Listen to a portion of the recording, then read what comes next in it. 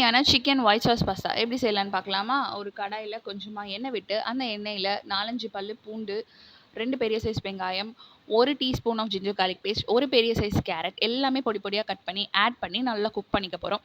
So cook ஆனதுக்கப்புறம் 150 grams of சிக்கனை சின்ன சின்னதாக கட் பண்ணி கூடவே சால்ட் அண்ட் பெப்பரையும் ஆட் பண்ணி நல்லா குக் பண்ணிக்கலாம். இப்போ சிக்கன் நல்லா குக் ஆனதுக்கப்புறம் ஒரு பிளேட்டில் ட்ரான்ஸ்ஃபர் பண்ணிக்கலாம். இந்த ஸ்டேஜில் உங்ககிட்ட கேப்சிகம் அண்ட் ஆலிவ்ஸ் இருந்தால் கூட ஆட் பண்ணிக்கலாம்.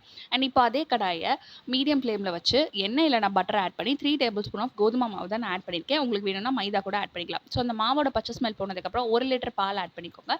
பாலில் சால்ட், பெப்பர், ஆரிகேனோ எல்லாம் ஆட் பண்ணி நல்லா பாயில் பண்ணுங்கள். பால் பாயில் ஆனால் திக்காக ஆரம்பிக்கும். ஸோ பால் திக்கானதுக்கப்புறமா குக் பண்ணி வச்சுருக்க சிக்கன், பாயில் பண்ணி வச்சுருக்க 2.5 கப் பாஸ்தா ஆட் பண்ணி நல்லா குக் பண்ணிப்போம்.